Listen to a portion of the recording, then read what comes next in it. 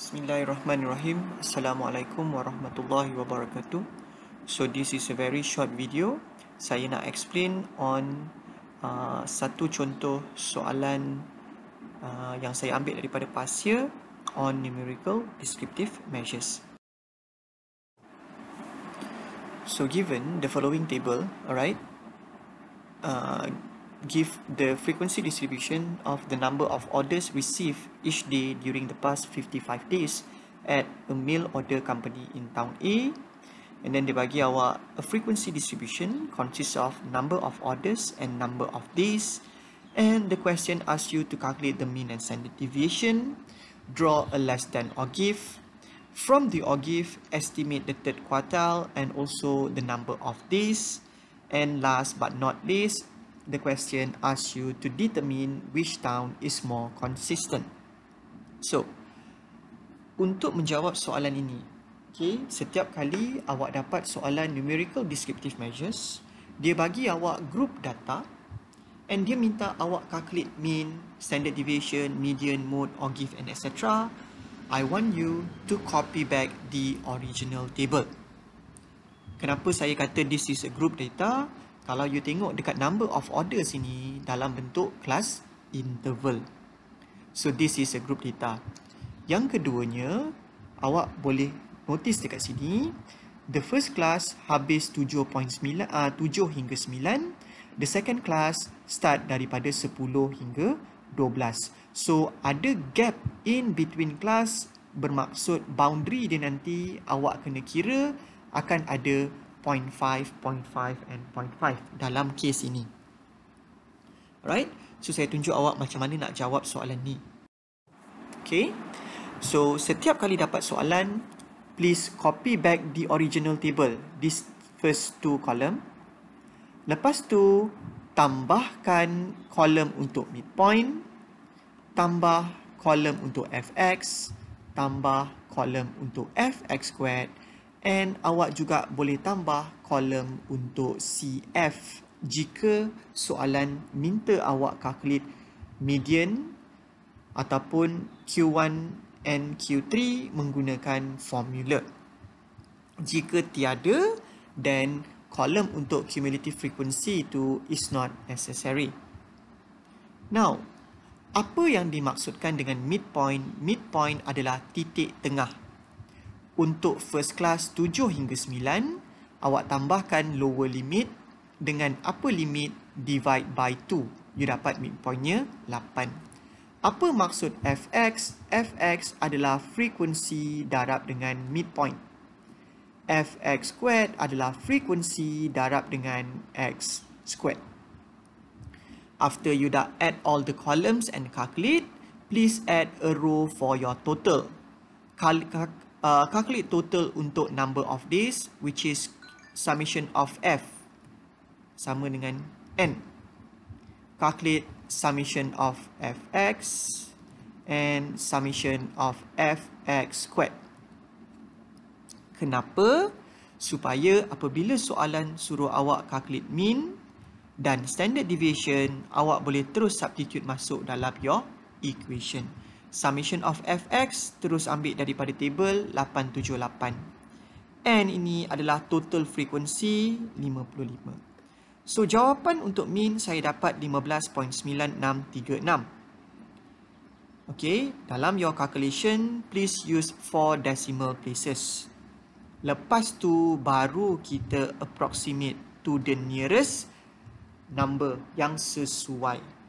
Kalau soalan itu RM, gunalah approximate kepada 2 decimal places.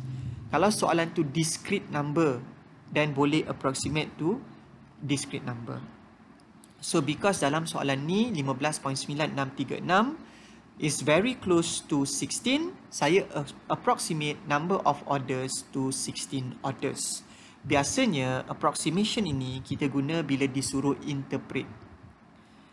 Kalau dalam calculation, nak masuk dalam equation ke apa, pakai value yang tepat.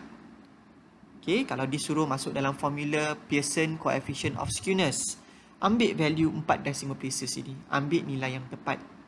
Tetapi apabila disuruh interpret, awak boleh guna approximation value kepada to the nearest number. Same goes to standard deviation. Standard deviation, dia punya simbol dia S. Kalau variance, S square. So, kalau awak tengok ada punca kuasa ni, that is standard deviation. Kalau awak buang punca kuasa ni, dia jadi variance. Untuk soalan nombor 2, dia minta awak calculate a less than or give. Okay, apabila draw or give, pastikan your x-axis ini menggunakan kelas boundaries. So, tadi saya mention kelas boundary awak 7 hingga 9, 10 hingga 12. Ada gap in between classes. That's why kita pakai boundaries 6.5, 9.5, 12.5 dan seterusnya. Okay. Apa yang saya plot di sini? Saya plot dia punya CF, cumulative frequency. So, untuk soalan C, dia kata from the or give. So, jangan pakai formula estimate daripada or give. Your third quartile adalah Q3 ataupun your 75th percentile. Cari position dulu, 41.25, pergi dekat your or give, tandakan 41.25. Gariskan yang mana bersilang dengan or give, tarik ke bawah dan di bawah itu adalah awak punya nilai Q3. Macam mana saya dapat 18.65? Okey. Dalam awak punya graf tu ada 18.5 sampai 21.5. Ada 10 kotak.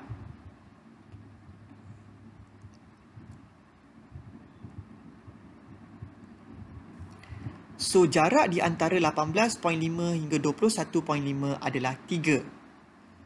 So, kalau ada 10 kotak, satu kotak ini nilainya 0.3. So, kalau awak dapat separuh di tengah-tengah, macam mana saya dapat? So, kalau di tengah-tengah kotak kecil ni, satu kotak 0.3, di tengah-tengah separuh bermaksud 0.3 bahagi 2. Saya dapat 0.15. So, that's why saya buat 18.5 tambah dengan 0.15. Dapat 18.65. So, pastikan awak approximate juga dengan betul. Okay. So, untuk soalan 2, dia kata estimate the number of days with more than 17 orders. So, saya nak highlightkan more than 17 orders. Awak ada a less than or give. So, awak pergi cari exist order, which is this one. Tandakan 17. So, 17 dekat sini. Okay, macam mana saya dapat dekat situ? Alright. Sama juga. 18.5 15.5 dengan 18.5. Ada 10 kotak.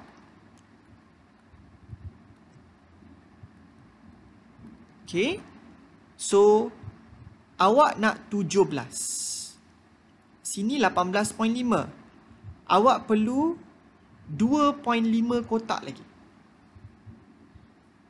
Awak perlu 1.5. Okay. So, satu kotak ni 0.3. 0.3. Yang ini 0.3. So, kalau awak tambahkan, dekat sini lah awak punya 17. So, tandakan 17. Dapat nilai 30.75. Tapi bila kita draw a less than or give, awak patut faham apa-apa di sebelah kiri is less than, apa-apa di sebelah kanan is more than. Apa-apa di bawah less than, apa-apa ke atas more than. Soalan tanya more than 17 order. Kalau more than 17 bermaksud dia nak this side. So, 17 and above. So, awak punya or give yang above is this part.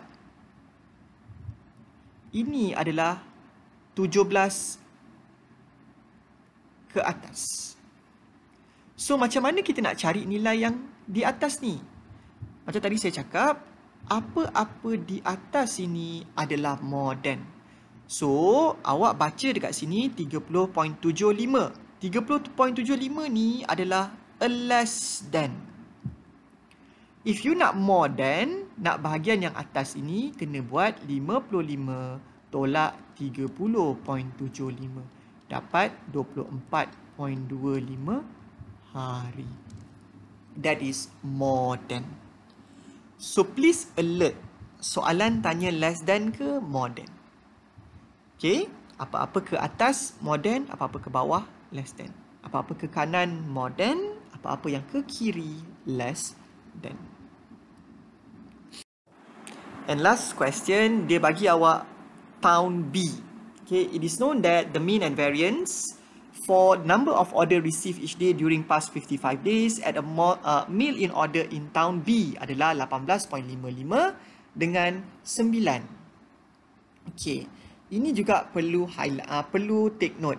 Dia bagi mean and variance. Mean X bar, variance S squared. So, mean dia 18.55, S squared 9.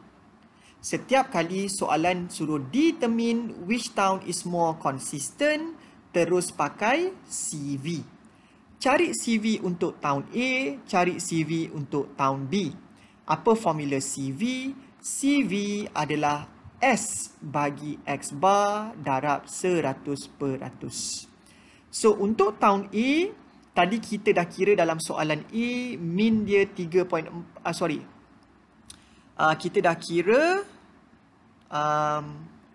standard deviation dia 3.4263, mean 15.9636. Darab 100% dapat 21.64%. Untuk town B, macam mana saya dapat 3? Sebab variance 9. Standard deviation adalah punca kuasa 9. Bahagi dengan mean 18.55 dapat 16.17%. Kalau dia tanya yang mana lagi konsisten, awak ambil nilai yang lebih kecil. CV, okay, smaller CV means more consistent. More consistent means less dispersed. So, macam mana nak conclude? Since CV for town BB lebih kecil daripada CV untuk town AA, then the number of orders received each day on town B is more consistent than town A. So, please make sure that awak fahamkan dalam soalan numerical descriptive measures ini, dia boleh tanya beberapa perkara. Apa yang dia boleh tanya? Dia boleh tanya measure of central tendency, mean, median, mode. Dia boleh tanya measure of position, Q1, Q2 and Q3. And dia juga boleh tanya awak measure of dispersion, range, interquartile range, variance and standard deviation. Dan last sekali, biasanya soalan akan tanya on coefficient of variation.